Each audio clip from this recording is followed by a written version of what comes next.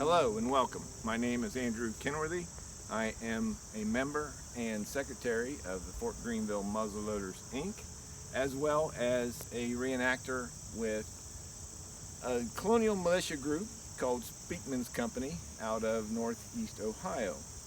Today I've been asked to demonstrate and discuss one of the events you may have seen at a rendezvous or a camp that you might have stopped in and participated in, which is the hawk and knife competition.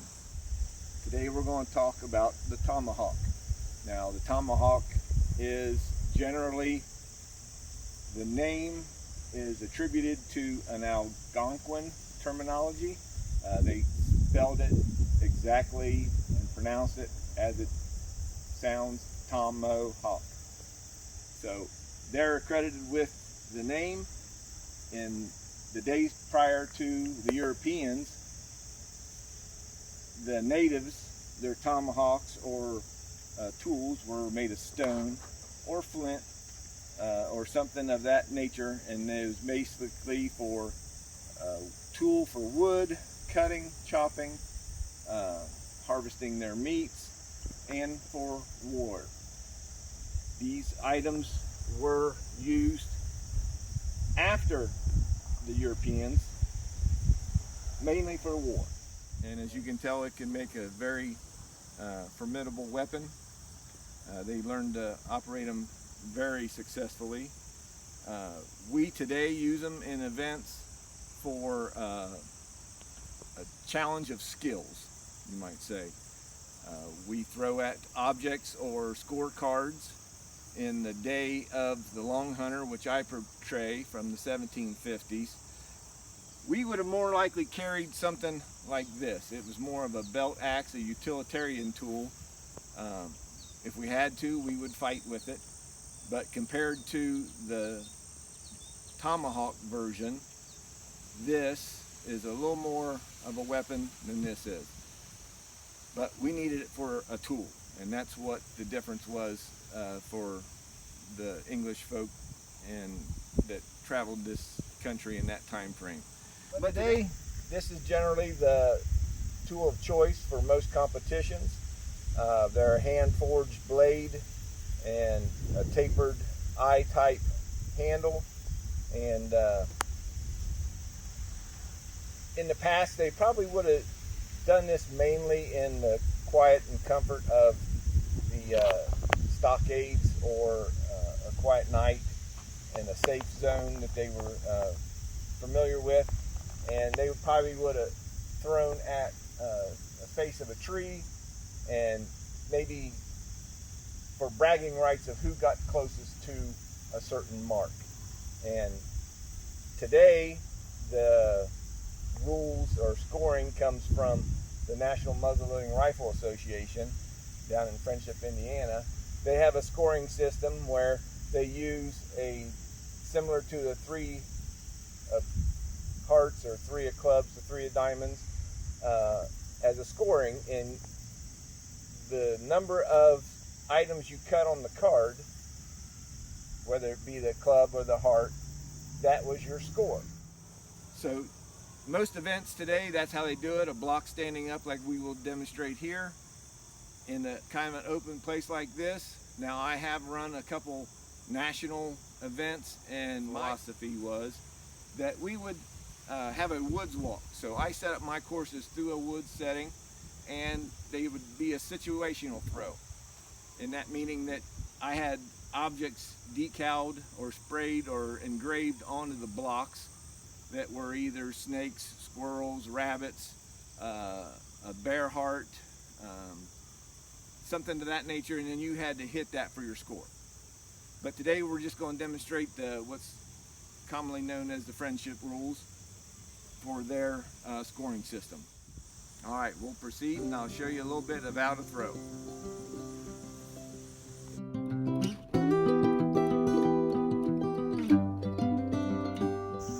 All right, this is the block we'll be using for our target today. And as you see, I have a couple cards here that would represent the friendship type scoring that we talked about. And the object is to cut as many of these items in one throw as you can. So there's a possibility of a 3-point here and a 3-point here. In the day, I put an example here of a leaf, and we'll throw at that first. That was probably more of what they would throw out: a leaf, an acorn, a knot in the tree, and it would be for bragging rights, or even for who's buying the next round of ale. But we'll start with that. Typically you'll see, if you watch any videos on the fancy YouTube channel, they'll talk about how to throw a tomahawk, and they'll say, you know, you start out with a 7 pace from your target, and then throw and gauge how your hawk rotates. That's all a matter of individuality. My particular distance is only 5 paces, and that's because I shorten my hawks down to just basically an arm length. It's about the same length as the knife that I throw, and I can stand and not take a big step and throw. In some competitions, they'll set a block. You got to stand on the block. So if you're used to having to step from this long distance and make a throw, you're not going to be very good standing on a little stump and trying to throw. So I've learned, or taught myself, to be able to throw from any position, from a stand. I'd not have to take a very much of a step, just kind of lean. So what we'll do, I'll show you, in most competitions you don't get a walk off your spot. You kind of got to chance it, look at it before you go, or stop up before the competition. But today, for demonstrations, I'll show you that how you get your pacing. Mine is 5 steps, so I would start here at the block, and I would take 1, 2, 3, 4, and 5, and I know that's my spot that I want to end at, okay? So I may step back just a half a bit, and I grip just a little bit up on the bottom of the hawk. And to throw a hawk, you don't want to use your wrist. It's not a chopping motion, it's an arm motion. Okay, it's very little wrist. The more wrist gives you more flip, and it's less controllable. So the least amount of movement, the better you are. We'll take an aim at this leaf and see if what we can do here. Concentrate, take your arm back, and you come through with minimal wrist movement. That's just a little bit low. Do not concentrate or let go just a little bit late. Let's try this again.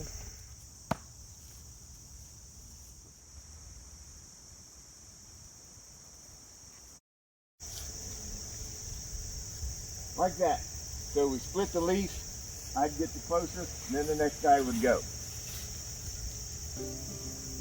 We'll move over to the more modern rules and scoring. We're going to take a shot at the cards.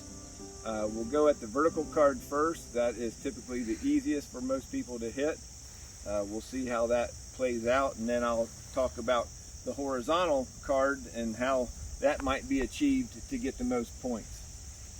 So, same thing, concentrate on your target and relax, focus, take it back and release it nice and smooth.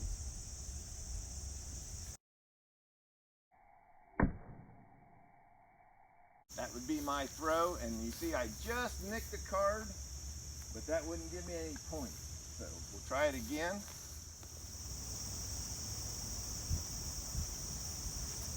There, we have a cut, the target there, and then they've reset the card so that the next person would go. So my throw gave me 1 point of 3. Now for the horizontal target, a little more difficult. Some people would just try to go for the cut. Myself, if you want the most points, you try to stick your hawk in at an horizontal level. So that means you have to throw on a horizontal level. And I'll demonstrate that now, and we'll see how we can cut that. I'm at my distance with my left foot, and then I am actually going to throw sidearm to give the rotation a horizontal stick. Let's give this a shot. There, I got it to stick horizontally, but let's see if we can get a little bit closer to the card.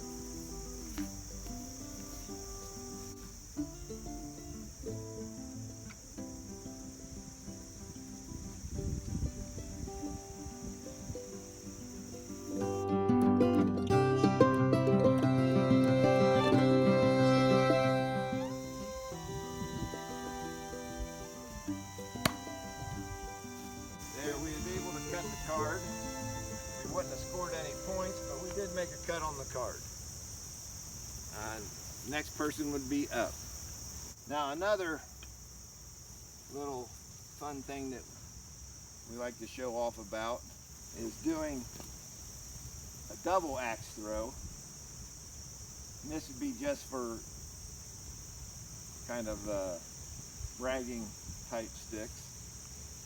But a person can go actually throw two of these at the same time and make a stick.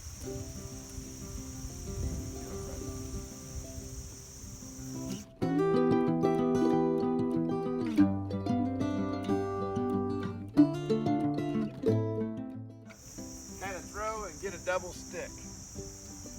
And we do that in games of chance. The other thing is a long distance throw.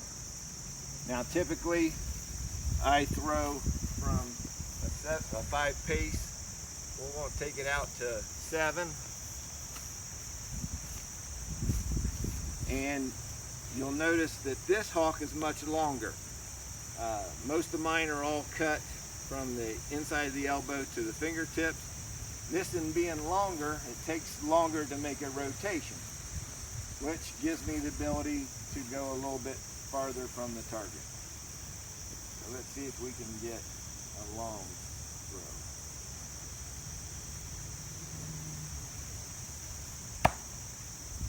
There we have a long throw. And that shows the difference in the length of how they throw. Now, you'll notice that I have some smaller ones, and the same goes with those as well. These you would not need to be as far away to make that throw. So this hawk here is typically the kids and ladies would use. It's called a squall hawk. It's a smaller head, smaller design, and it's pretty simple to throw, but you just got to be a little bit closer to make that stick. This is another one that would have been carried by your soldiers and militiamen, more to the same as my personal belt axe. It's called the Fort Meigs axe. It's actually a copy of this was found at the Fort Meigs site when they was doing excavation. So they have made copies of that. And these things are quite like throwing a little dart, because you can just literally flip your hand and they will stick it. And just so you know that this is my belt axe, but it will throw as well. So there you can see the differences in the lengths and distances you would be set up to throw at on an individual basis. So that pretty much concludes my demonstration today. How you might do this: it's an easy hobby to pick up, a block of wood and about a $30 tomahawk head. You can find them online or at various dealerships that support us in our reenacting wares. But look forward to seeing you at some of our events, and hope you come out again to the prairie here for our next event, usually in the fall, and you can see us compete on a more active level. So again, thank you for coming out today, and be safe, and thank you.